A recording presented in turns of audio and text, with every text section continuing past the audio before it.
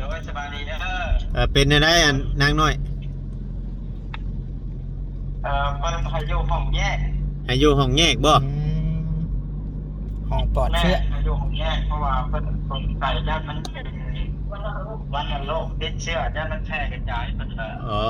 แยกชายหาดอ๋อสรุปแล้วเป็นวัณโรคบ่เดี๋ยวนี้โดยต้องตอนนี้เราหยอดน้ำยาฆ่าเชื้ออยู่อ๋อโดยมีแต่ว่าอันตอนนี้เพิ่นบ่ได้ใช้เครื่องให้จอกให้ใจคือหมู่นั่นน่ะว่าเพราะเฮาแข็งแรงอยู่เนาะเฮา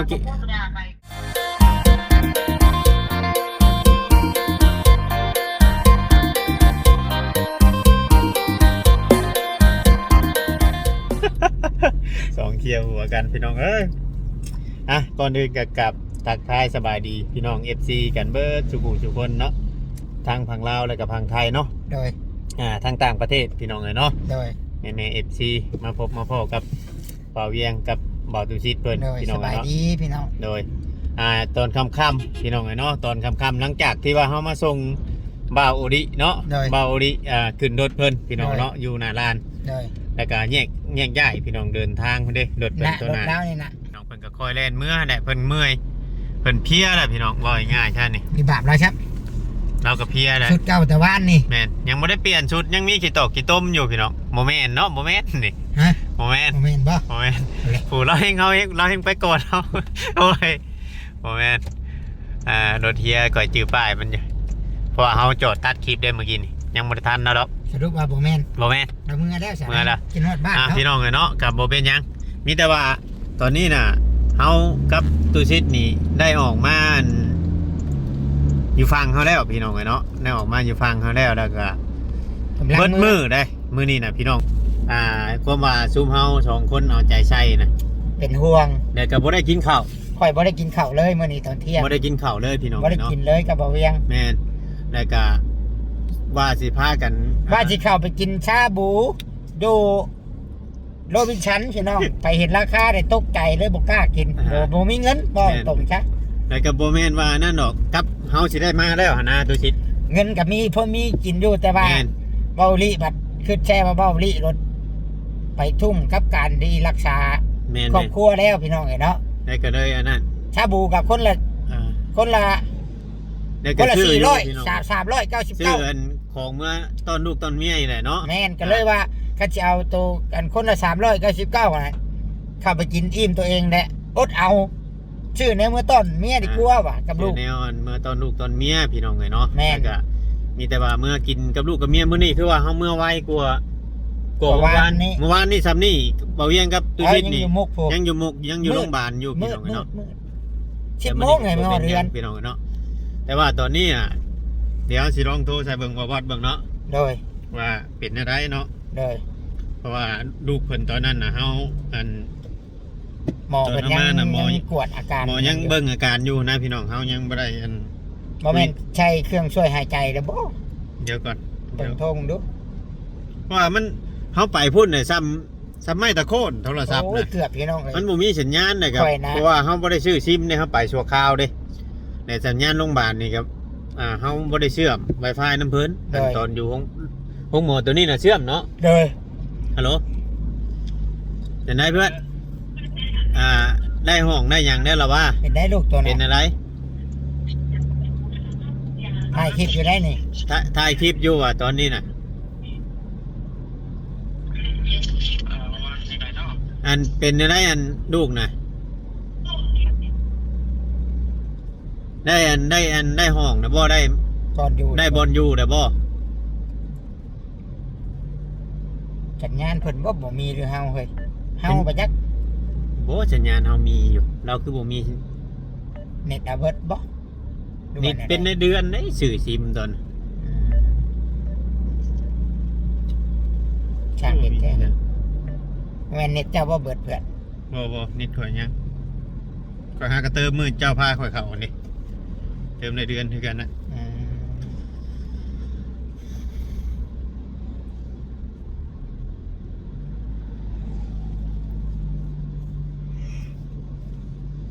หรือว่าเพิ่นบ่ให้คุยโทรศัพท์บ่คือว่าในไรเนาะ โอ้ยคุยกับสิตัดบาทเดียวแล้วบ่ซะ บ่มีสัญญาณเด้อของเฮานี่เต็มสัญญาณนี่ เอาเลย มันตุดๆๆไปเลยเด้ แบตเบิดบ่ เอ้าบ่เป็นหยังพี่น้องเอ้ยเนาะ บ่ได้ขอได้ความหยังเนาะ แม่นๆบ่จักหยังเด้อพี่น้องเอ้ยเพราะว่าตอนนั้นตอนชุมเฮาอยู่น่ะคือว่าลูกบ่บอสนี่ยังบ่ได้เฮ็ดหยังว่าง่ายๆซะหลังจากที่เฮาย้ายมาน่ะ โดย ยังบ่ได้เฮ็ดหยังได้ก็บัดนี้แหละย้ายมาได้ก็เฮาก็ไปพบกับสร้างเวียงเนาะ โดย เอาสร้างเวียงก็เอิ้นออกมาอยู่นอกพี่เลยพี่น้องเอ้ย เด้โทรมาได้เห็นบ่ แม่นอยู่ฮัลโหลคือบ่ได้ยินหยัง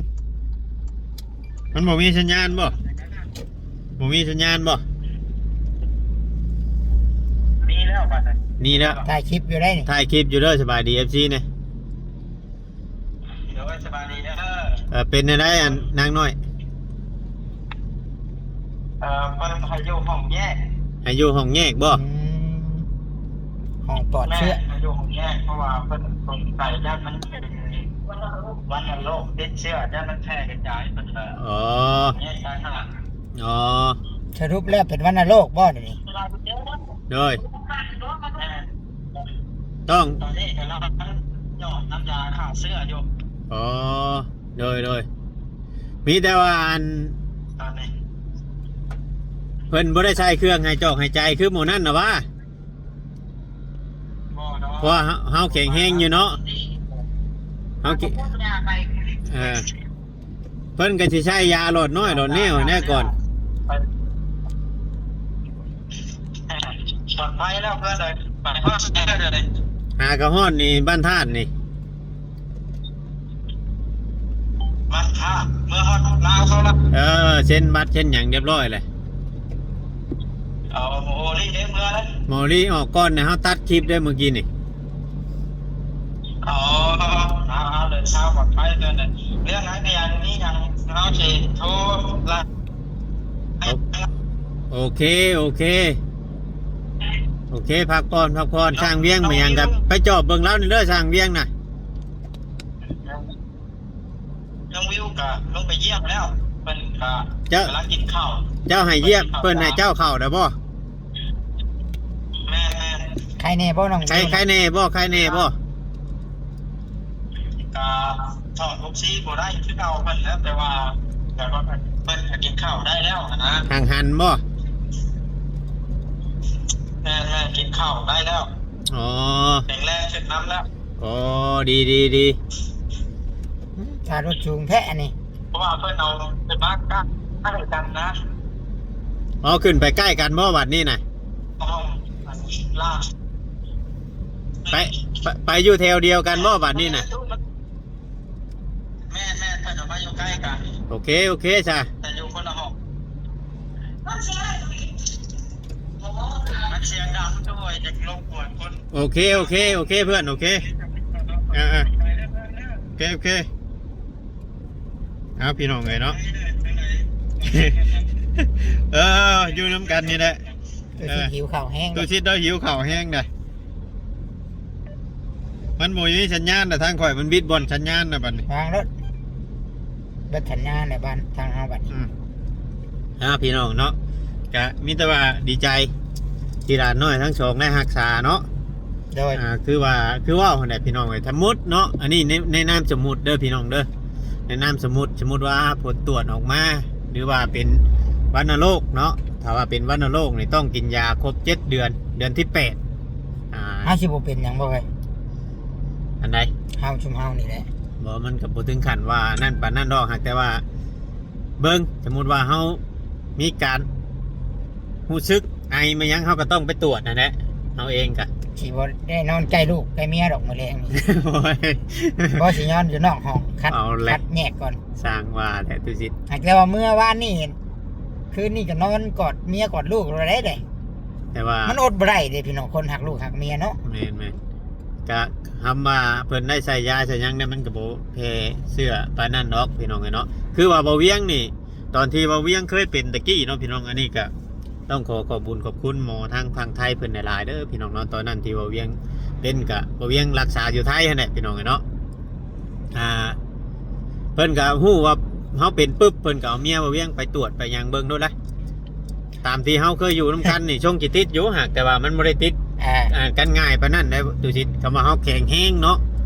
เฮาแข็งแรงหรือว่าตอนบ่เวียงติดเป็นโรคนี่บ่เวียงบ่ได้หอมแก้มบ่ได้หอมปากเมียเลยเนาะก็หอมเนาะผัวเมียกันว่าเจ้าก็บ่ติดเนาะบ่อันนี้แหละก็เวียงสิเชื่อนะเพราะว่าเวียงเคยเป็นโรคนี้นะพี่น้องติดง่ายปานนั้นเนาะแม่นแต่กับบัดนี้หลังจากเฮากินยาเพิ่นแล้วเพิ่นแฮงว่าบ่เป็นหยังเฮาไปเว้ากับไผก็บ่ใช่เม็ดก็ได้เพิ่นน่ะหมอที่ไทยแล้วนี่เพิ่นบอกว่าเวียงน่ะเพราะว่ายาชุมเพิ่นนั่นดีเพิ่นคุมไว้แล้วเพิ่นว่ามันบ่สามารถแพร่เชื้อได้เห็นบ่สายชั้นเพิ่นกำลังเกียดเฮาแล้วแบบฮู้ว่าเป็นปอดเป็นหยังเพิ่นหุ่มมาแซวเพิ่นเบิ่งเฮานะพี่น้องเนาะอันนี้บ่เวียงเว้าด้วยตัวจริงแบบว่าเฮาเคยเห็นนะพี่น้องตอนที่ว่าเวียงเป็นน่ะมันบ่ได้เสียเงินหลายย้อนว่าบ่เวียงมีวัดประกันสังคมเพราะว่าบ่เวียงไปเฮ็ดงานอยู่ไทยตอนนั้นน่ะ4 ปีแต่บ่ได้กลับบ้านเด้เพิ่นเฮ็ดบัตรให้เฒ่าแก่เพิ่นดีพี่น้องเนาะเพิ่นเฮ็ดบัตรประกันสังคมให้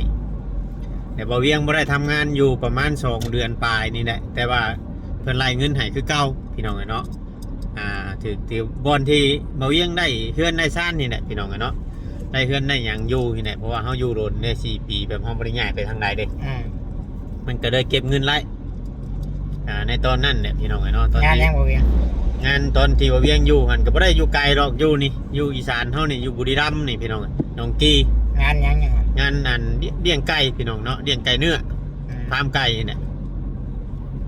แต่ก็ถือว่าเฮาแข็งแรงแน่บ่จักได้ตุสิทธิ์เข้าไปใช้ยาเพิ่นประมาณอาทิตย์นึงนี่แหละบ่ง่ายๆค่อยเป็นค่อยบ่ได้จ้อยได้แบบว่าบ่ได้จ้อยแบบบ่ได้ผอมแบบบ่ได้แห้งสูบลงคือคนอื่นหั่นนะอาการนี่โดนเบาดินี่อาการค่อยน่ะยังปกติแค่ว่าเพิ่นตรวจพ่อซื้อวันนี้แต่ก่อนค่อยสิออกจากโรงพยาบาลนี่เพิ่นก็เอาไปเช็คเบิ่งคักแน่ก่อนเพิ่นสิว่าหายขาดนี่เพิ่นก็ไปเช็คเอ็กซเรย์เบิ่งเบิดแต่คือว่ากลับมาสมบูรณ์แบบปกติปอดเฮาบ่มีเชื้อมีหยังแล้วนะแล้วก็เลยดีใจแฮงในตอนนั้นครับตอนแรกก็คิดว่าโอ้ยตอนค่อยเป็นแรกๆนี่มันเจ็บแบบคือแบบว่าง่ายๆก็ว่าคือพวงปอดเฮามาหยังเนี่ยคือมันจะดุดออกนี่แหละคิดว่าสิบ่ได้เห็นหน้าลูกตอนนั้นในลูกคนแรกได้พี่น้องลูกคนแรกอะเอาให้อันแม่ว่าเวียงนี่แหละเป็นคนเบิ่งเนาะคนเลี้ยงบ่ง่ายซะลูกคนแรกของบ่เวียงน่ะบ่เวียงเว้าได้ว่าแม่เบิ่งประมาณปีนี่แหละได้ประมาณปีนึงแล้วก็เฮาบ่มีย้อนว่าความบ่มีย้อนว่าความบ่มีน่ะความอยากได้เฮือนได้หยังได้เอาให้แม่เบิ่ง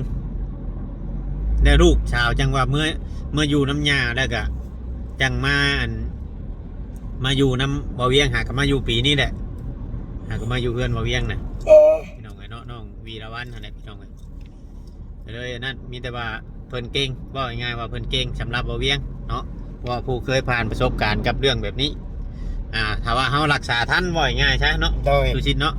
คำว่าเขาปล่อยให้มันเนิ่นนานนี่ก็อย่างยากอาจจะยากว่าง่ายใช่พี่น้องเนาะปอดเปื่อยไปก็แล้วแม่ก็ปอดนี่มันเป็นตัวผลิตเลือดอยู่แล้วเนาะมีแต่ว่าพัดมาทั้งเรื่องของเงินลูกสร้างบอสลูกสร้างเวียงเพิ่นพี่น้องเนาะก็คือว่าตอนนี้ก็ไปฮอดแพทย์ฮอดหมอแล้วมันก็เปิดในตัวสินี่คือสิยังมืดๆบ่แจ้งเนาะบ่แจ้งมันคำนะยามันชักนี่แล้วแจ้งอยู่ก็มีแต่ว่า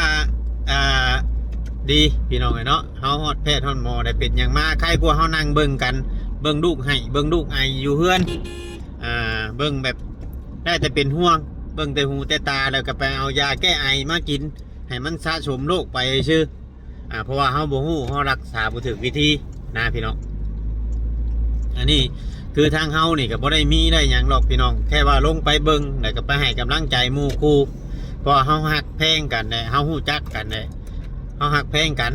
แต่เฮาน้องเฮาก็บ่หลายแน่พี่น้องเนาะเฮาสร้างหมู่สร้างพวกไว้นี่ก็ถือว่าเป็นการดีว่าง่ายๆซะพี่น้อง ดีที่สุดแม่นเฮาบ่ถึงขั้นว่าอันนั้นนี่ว่าสิเอาไปแบบว่าถ้ามีเงินจังไปเบิ่งหมู่เบิ่งหยังบ่แม่นพี่น้องเนาะมีบ่มีก็ต้องไปคำว่าหมู่พวกพี่น้องเนาะแต่ว่าทางเขาเอาคนบ้านอื่นบ้านไกลกันได้บ่ได้ใกล้กันแม่นบ่ได้ใกล้กันเด้ทางกับบาบอสโอดีกับบาบอสอันนี้นี่แต่ว่าคือทางบาเวียงกับบาโอดีนี่ดึงกันได้ประมาณ2 ปีแล้วบาบอสจังได้เข้ามาจังได้ดึงกันบาบอสในดึงน้ำหลังบัดนี้แหละที่นี่แหละทางบาเวียงกับตูชิดนี่เป็นเชี่ยวกันแต่ชุมเพิ่นน่ะบ่กล้าเว้านํตูชิดนะพี่น้อง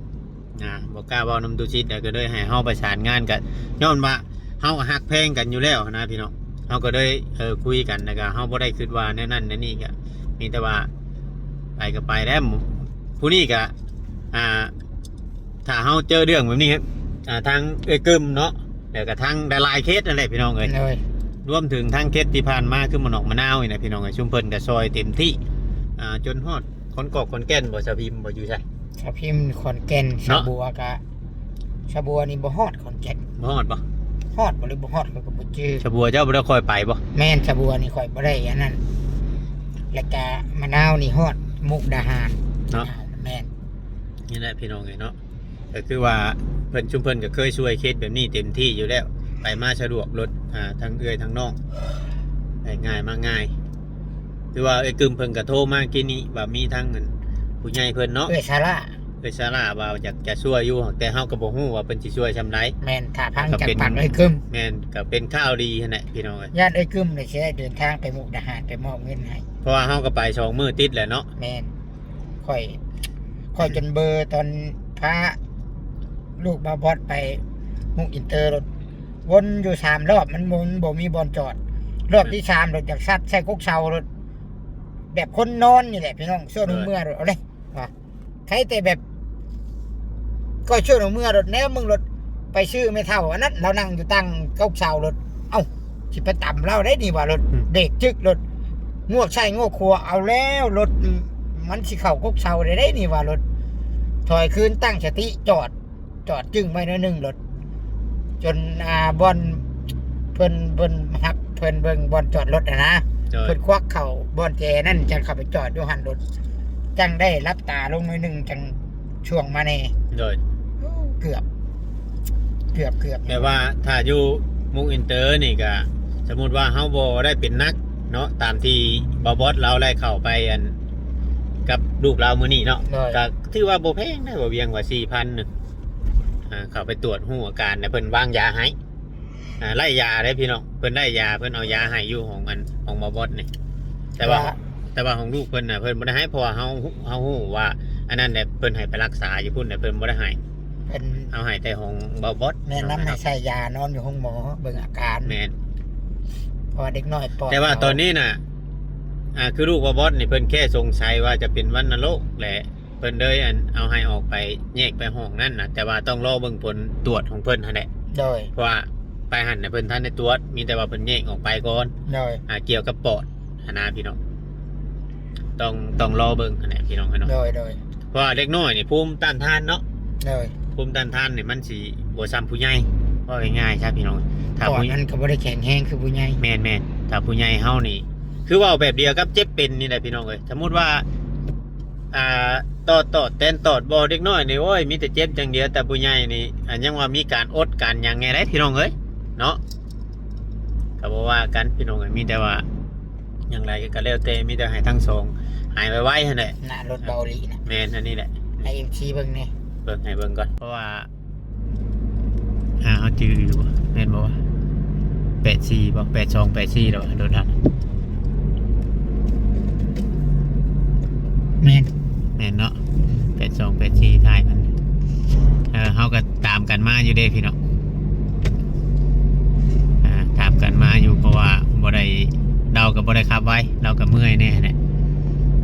รถบอสพี่น้องเนาะจะเบาดีนะรถเบาดีอยู่เพื่อนพุทธเพราะว่าเอารถบอสลงมาคิดว่าบอสเราก็คิดว่าเราจะได้กลับแต่ว่าชุมเฮาบ่ให้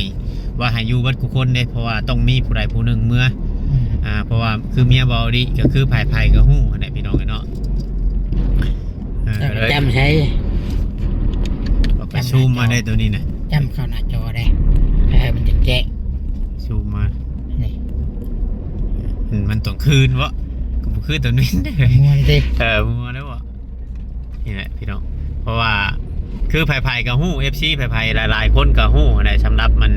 ครอบครัวของจุเพิ่นก็ช่วงนี้ก็สึกในช่วงวิกฤตถือว่าลำบากนะพี่น้องเนาะเฮาบ่เบิ่งกันยามนี้สิเบิ่งกันยามใดพี่น้องเนาะยามเจ็บยามเป็นคือว่าต้องเบิ่งกันพี่น้องต้องดูแลกันหมู่คู่ให้มันหักแพงคำว่าเว้าบ่แม่นว่ากูแพงมึงได้เพื่อนจังซั่นจังซี่เว้าแต่นั่นบ่ได้พี่น้องเนาะมันต้องมี แต่ ค ปาว าก ม ว่าแต่อยู่ต่อกล้องสิที แมนเขาต้องมีความจริงใจต่อกันเท่านั้นพี่น้องเนาะตอนนี้ก็ค่ำแล้วพี่น้องทุ่มหนึ่งพี่น้องเนาะแต่ว่าเดินทางกลับบ้านก็โทรหาลูกเมียแล้วเบิดทุกคนแล้วพี่น้องเนาะยังแต่โทรว่าคือยังเว้นโทรมื้อนี้ โทรเลยตอนที่ข้ามด่านที่นี่ บ่ยังโทรไปแล้วพี่น้องเนาะแต่ว่าทางบ่เวียงกับมีข่าวละอยู่มื้อนี้ทางน้องมาเพิ่นคลอดลูกออกมา น้องมา โบเรือจักโตเลย เอาเลย จักมันเป็นหยังจังว่ามันโดดประตูชิดเคยมีบ่มาโดดกะ ฮะ มาคอดูแบบโบเรือจักโตเลยนี่ก็ลูกชามโตเมียข่อยกับเล่าก็นั่งเผาอยู่เลยตอนโคตรแล้วออกมาเลยแบบบ่รอดเลย ช่างว่าแท้ ช้างเป็นน้องไงเนาะผู้ชาว่าจะได้มาหน่อยเบิดมาหน่อย โอเค โอเคพี่น้องเอ้ย มันมืดเลย มันมืดได้เว้าหยังกับโบเห็นหยังแหละพี่น้องเอ้ยเนาะผิดพลาดก็ต้องกราบขอโทษขออภัยนำเดินทางตอนคืน ช่วงขับรถ ตอน ยากใน ค่ ช่วงนี้ ำยังไงช่วงขับรถยาก ส ค ลัวน สลัว กำลังเปิดตารถนะพี่ มื น้อง ดกับโบมืด แมนมันแย่พี่น้องเอ้ยเนาะ ค่ำกับโบค่ ตอนนี้อยู่ระหว่างเชิงเฮือนชาวจ้อยเนี่ยบ่เวียงขี่จบคลิปบ่ได้มาถ่ายลายมือแล้วโอเคพี่น้องเอ้ยผิดพลาดก็กราบขอโทษขออภัยหลายอยู่ดีมีแฮงสบายดีเด้อทั้ง ำสบายดีสบายดี โอ้ย